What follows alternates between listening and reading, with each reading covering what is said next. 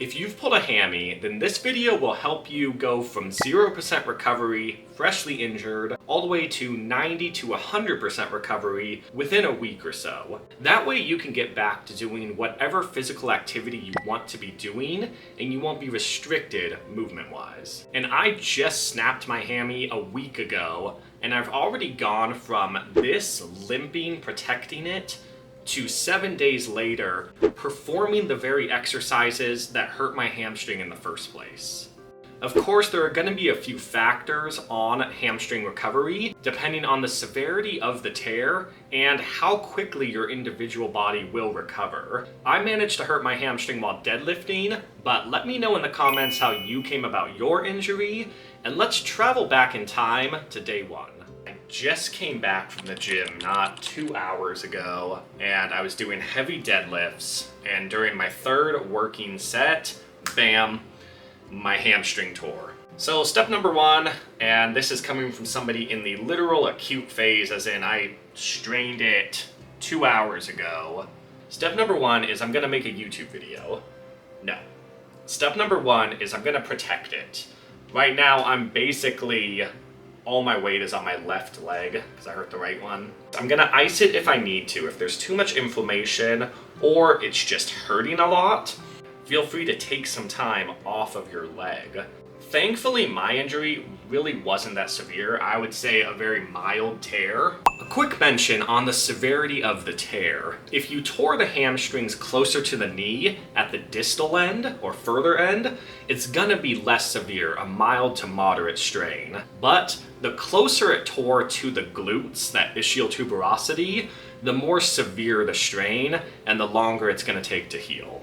What you don't want to do is get into intense stretching right away because your hamstrings just tore and you don't want to put those muscles in a lengthened position. It'll just cause more damage at this time.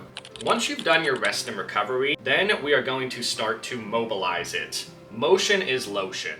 So a really good one is to grab onto something and swing your leg forward and backwards. This is activating the quad and giving a nice gentle mobility to the hamstring. You can also do it from side to side, get that blood circulating through the hammies, and then just shake out the leg. This helps because you're activating the quad by flexing the hips and give that leg a good shake. Another good one is on the ground, doing hamstring extenders. This is a great exercise. Lay flat on the ground, bend your leg so where the hamstrings don't hurt too much, and then just slowly move your lower leg up and down. You can see just there, I found a really tender spot. In order to stretch out the hammy that's closer to the glutes, you can move the thigh up and down, or stretching out closer to the knee, you can move the leg up and down. Right there I was palpating and I found the spot that was really hurting me, which is going to take us right into our day 3 lesson. Next, we're going to get into self-massage on the area.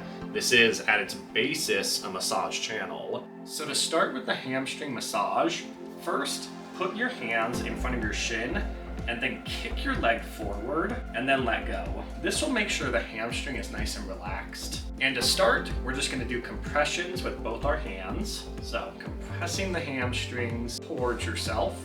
Once it's warmed up with hamstring compressions, we're gonna take our fingertips and find specific muscle knots going up and down. And there's 3 muscles of the hamstring. So finding the bellies of each of those hammies.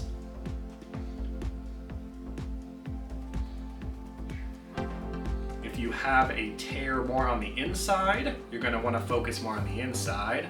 If your tear is on the outside, focus on the outside. You can jostle a hamstring by pressing in and out rapidly.